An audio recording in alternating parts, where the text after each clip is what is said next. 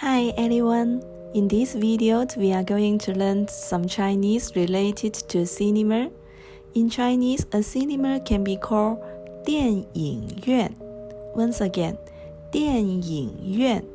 When talking about going to the cinema, we use the term 看电影. Please read after me. 看电影, which means watch a movie. Let's go over some common phrases you might use at the cinema. For example, if you want to say I buy 2 tickets, you can say 我买2张票. Once again, 我买2张票.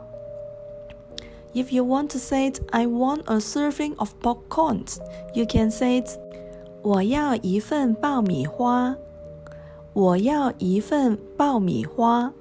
Now you know the phrases commonly used in cinema. If you like my video, please like and subscribe to my channel. Thank you and see you!